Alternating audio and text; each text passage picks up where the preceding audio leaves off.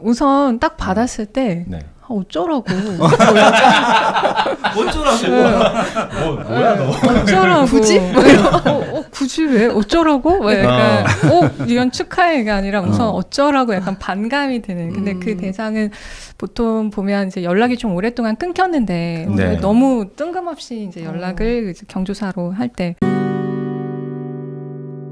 사실 개인적으로 이제 약간 이런 자만이 있었어요. 그러니까 저는 어렸을 때부터 이제 관계에 되게 관심 많고 저 사람 왜 저럴까 이런 거를 보는 걸 되게 좋아했었거든요. 아, 저 인간은 왜 저러지? 막 약간 네. 이렇게. 그래서 이제 전 관계를 되게 잘하고 또 이제 심리학을 전공했으니까 아, 나는 관계 만렙이다. 이제 막 네네네. 했는데 오히려 나이가 들고 경험이 많아질수록 이게 너무 어려운 거예요. 오히려 이제 점점 어렸을 때는 실수하면 그냥 거기서 이제 어리니까 아직 모르니까 이런데 이제 기존 관계들도 막 되게 달라지고 새로운 관계도 좀 벅차지고 이제 그래서 개인적인 어떤 고민들이 되게 컸고요.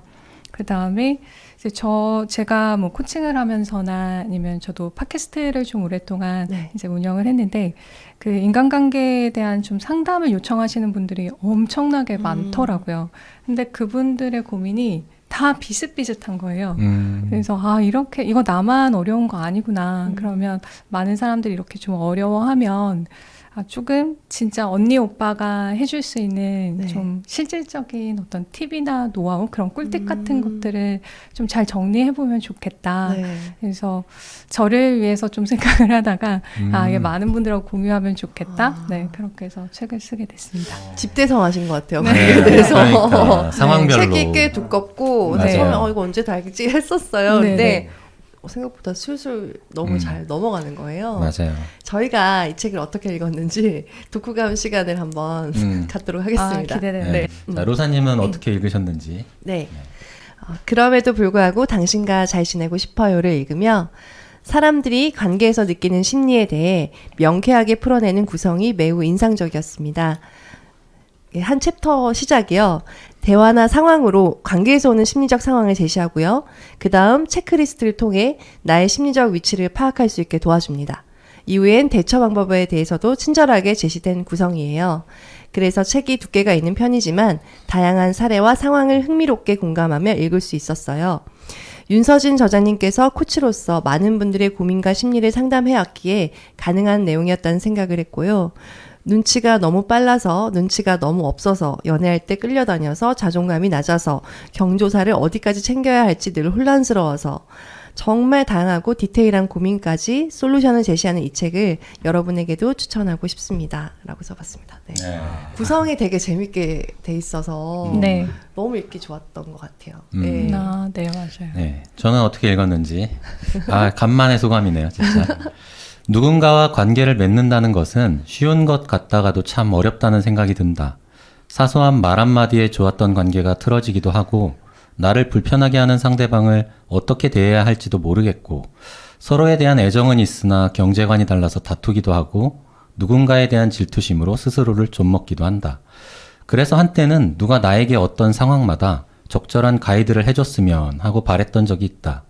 하지만 그런 일은 일어나지 않았고 인간관계에서 일어나는 수많은 경험과 상처들을 통해 하나둘 깨우쳐가며 지금까지 온 것 같다. 그런데 이제 와서 가만히 생각해보니 내가 사람들과의 관계가 어려웠던 이유는 나라는 사람이 어떤 사람인지 잘 몰라서 그랬던 것이 아니었나 싶다. 그래서 이 책이 반갑다. 누구나 겪을 법한 일들을 다양한 스토리로 제시하고 스스로가 어떤 사람인지 진단해 볼 수 있도록 도와주며 상황별로 적절한 가이드까지 안내해 주기에 인간관계가 어려운 분들에게는 정말 큰 도움이 될 것 같아서다. 그럼에도 당신과 잘 지내고 싶어요 라는 책 제목처럼 내용도 친절하고 따뜻해서 좋았던 책이다. 누군가와의 관계 속에서 어려움을 겪고 있는 분이라면 필히 한번 읽어보시면 좋겠다 라고 적어봤습니다. 맞아요. 내 마음을 잘 썼다. 네, 진짜 좋더라고요. 비슷하게 책이. 느꼈어요. 3주 동안 이것만 쓴 것 같아요. 네, 쉬시면서 오늘 오랜만에 복귀하시더라고 많이 집중하시는 느낌. 네, 그러니까요. 평소도 이 정도로 합니다. 그리고 뭔가 오늘 뭐 사연이 있는 것 같아요. 이해하지 않았어요? 그러니까요. 굉장히 공감하는 느낌으로. 힘들어. 빠샤님 어떻게 빠샤님. 읽으셨어요? 네. 그러니까 심리학이라는 분야를 저는 대학교 가서 처음에 교양 수업으로 처음 들었던 것 같아요. 우리가 초등학교, 중학교, 고등학교 때까지는 전혀 접하지 않는 학문이라고 생각을 했고 비슷한 학문도 없는 것 같아요. 뭐 도덕이라든지 뭐 이런 것들이 윤리 이런 것들이 있는데 그것들이 관계에 대한 것들을 알려주진 않거든요. 그래서 실질적으로 이 고등학교 때까지 공부 잘하고 착실한 학생들이 성인이 돼서 굉장히 인간관계에 힘들어하는 경우들도 굉장히 많이 봤던 것 같아요. 네. 일단 대표적인 사람이 저였었고요. 좀 대학교 가서도 어떻게 선배들하고 어떻게 친구들하고 후배들하고 해야 될지도 잘 모르겠다는 생각이 들었었는데 아까 드리머님 말씀하신 대로 이게 몰라서 그랬던 것 같기도 해요. 근데 대학교 와서 이런 또 심리학 과목도 듣고 심리학 제가 첫 과목 들었을 때가 기억이 나는데 굉장히 좋았어요. 그러니까 왜냐면 굉장히 저는 재미없을 거라고 들었는데 듣고 나니까 제일 많이 남고 개인적으로 도움이 됐던 과목이었던 걸로 해서 저는 전공이 심리학도 아닌데 계속 연관해서 유사한 과목들을 신청해서 계속 들었던 기억이 나는데 그러니까 이런 책들을 좀 많이 읽어보셨으면 좋겠다는 생각을 해보고 있고 다행히 요즘은 또 콘텐츠가 다양해져서 오늘 나오신 이제 윤서진 작가님께서도 유튜브를 또 해주시기도 하시고 또 많은 강연들을 해주시기 때문에 이 책을 한번 읽어보시면은 도움이 되실 것 같고 계속 네. 또 이어서 유튜브도 많이 사랑해 주시면 좋지 않을까. 그렇죠, 그렇죠. 중요하죠. 네, 감사합니다. 네. 네. 이 책 읽으시고 가장 반응이 컸던 챕터랄까요? 꼭지가 어떤 거였어요? 어떤 내용이었어요? 우선 제목에 좀 많이 공감을 해 주셨고요. 네. 맞아요. 네. 그러니까 결국 뭐 이제 진짜 잘 지내고 싶으니까 고민하고 또 괴로워하고 맞아요. 속상해하는 네. 거고. 네, 그리고 좀 뭐 경조사라든가 그러니까요. 너무 힘들어요. 이게 그거. 네. 초반에 딱 나오는데 네. 와 이렇게 정리하셨다고 이러면서 네. 놀랐어요. 근데 되게. 은근히 그런 고민 되게 많이 맞아요. 하잖아요. 맞아요, 네. 진짜. 너무 애매한 이 문제를 네. 어떻게 이렇게 재밌게 해결하셨지? 이런 생각을 했었어요. 네, 그리고 요즘 막 이제 손절을 되게 쉽게 좀 많이 하니까 이제 그거 관련해서 진짜 저한테 했던 질문이 코치님 진짜 친구 3명만 있어도 돼요? 그러니까 자기는 3명만 하고 이제 친하게 지내는데 그 부분도 좀 많이 공감해 주셨고요. 네네네. 그 다음에 뭐 콜포비아? 네, 네. 최근에 진짜 전화하는 거 조금 어렵기도 하고 네. 하는 부분들이 좀 많이 인상적이었다고 말씀을 주셨던 것 그럼 같아요. 우리 또 그걸 얘기해 봅시다. 그래, 나온 김에 앞에 순서도 또 경조사가 또 앞부분에 있어요. 그러니까요. 비교적. 네, 네. 근데 진짜 이것 때문에 되게 난감한 경우가 너무너무 많은 것 같아요, 사실은. 근데 이걸 또 되게 명쾌하게 정리를 한 장으로 해주셨거든요. 그러니까 아까 제가 독서 감상문에서 쓴 것처럼 우리가 체크리스트나 이런 MBTI 할 때 나에게 계속 물어보잖아요. 그렇다, 아니다, 매우 그렇다, 아니다 뭐 이렇게 하는데 챕터마다 이게 체크리스트가 나오거든요. 네. 맞아요. 그래서 되게 콘텐츠로도 만들기도 좋고 내 자신이 이렇게 꼽아보면서 이제 경조사 챙기기 얼마나 스트레스를 받고 있을까 이거 체크리스트 읽어도 되나요? 네, 그럼요. 네. 작가님 혹시 읽어주실 수 있나요? 네. 네. 이제 여기 제목이 경조사 국룰 좀 알려주세요예요. 네. 그래서 여러분이 한번 셀프 체크 한번 해보시죠. 네, 네. 지금 제가 말씀드려 볼게요. 네.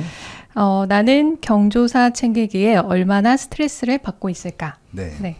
자, 경조사 챙기기로 육체적 피로함을 느낀다. 매우 그렇다. 자, 두 번째. 조용히 꼽아. 네. 알겠어요. 경조사 챙기기로 나의 시간을 과도하게 쓴다. 그다음 세 번째는요. 경조사를 안 챙기면 인간관계에 타격이 있을까봐 불안하다. 네, 경조사 비용 및 참석 여부를 고민하는데 시간을 많이 쓴다.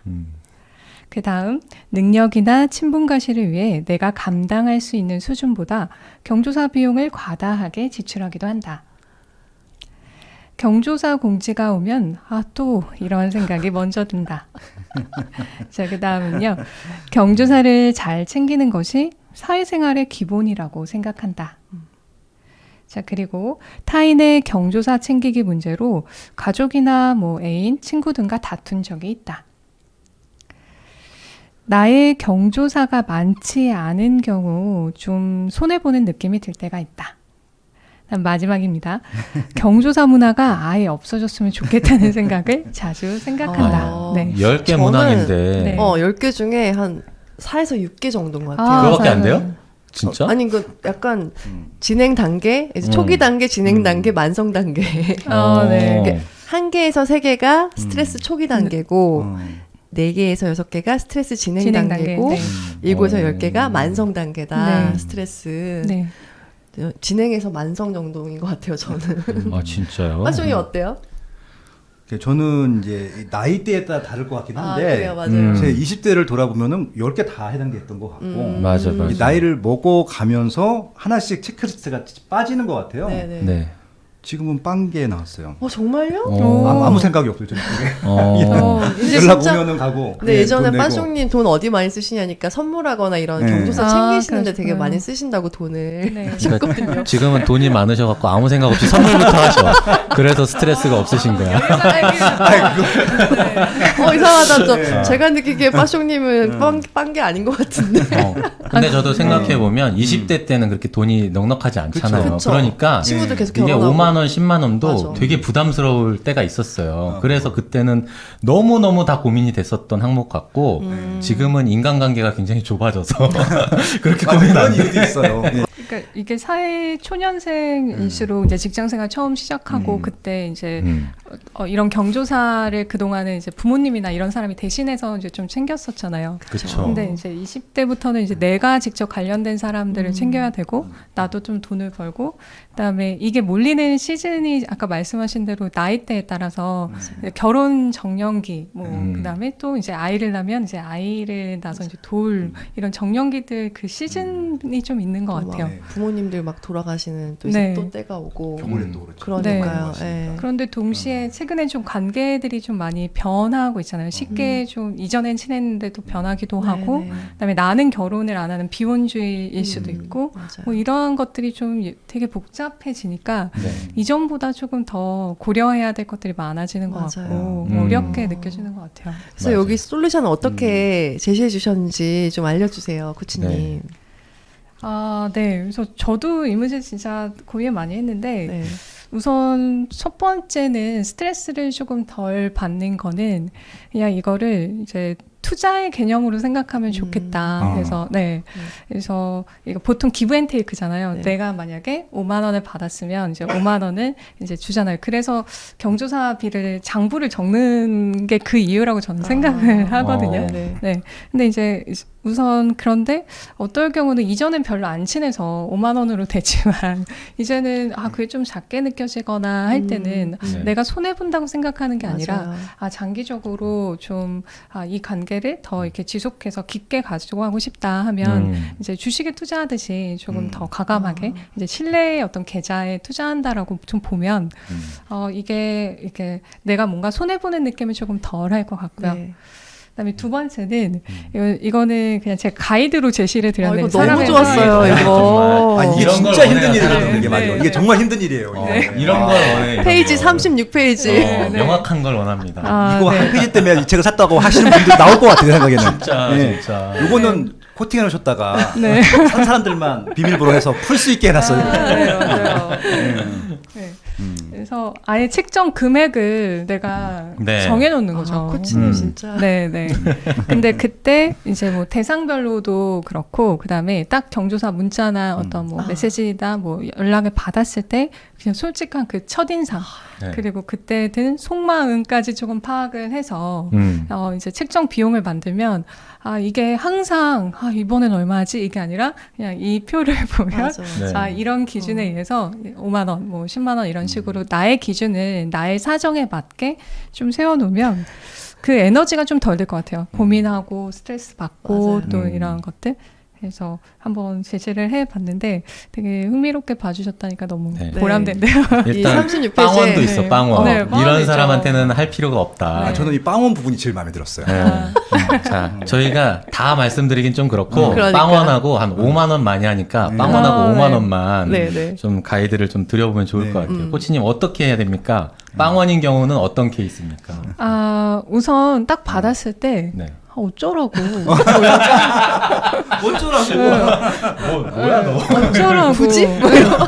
굳이 왜? 어쩌라고? 왜 약간, 이건 축하해가 아니라 우선 어쩌라고 약간 반감이 드는. 근데 그 대상은 보통 보면 이제 연락이 좀 오랫동안 끊겼는데 네. 너무 뜬금없이 이제 연락을 이제 경조사로 할 때 그리고 많은 이제 단톡방이 있는데 이제 네. 멤버 수가 엄청 많은 그 중에 이제 한 명이 딱 그 띡 올렸을 때 이제 그런 대상이 될 수 있을 것 거의 같고. 스쳐 지나간 사람인데 네. 왜 나한테 어쩌라고. 네네네. 근데 그 어쩌라고에는 이제 우선 이런 마음이 있을 것 같아요. 그냥 속마음에는 굳이 뭐 앞으로 계속 볼 일이 없을 것 같다라는 네. 좀 그런 생각? 진심도 하나도 없고 네, 그냥 네. 약간 남 같은데 네, 그런 그리고 느낌. 오히려 앞으로 이런 연락을 이제 그만 받게 손절의 해야겠다. 기회로. 손절의 딱 기회다. 네. 이런 계기로 이제 삼고 싶다라고 하면 네네. 과감하게 그때는 뭐 눈치 볼 거 없이 네. 네, 뭐 경조사비를 특별히 하지 않아도 저는 된다고 명쾌합니다. 생각해요. 네. 네. 3만 원은 3만 원은 패스하고 5만 원. 5만 5만 원은 원. 많이 어, 하니까. 5만 원, 오케이. 5만 원. 네.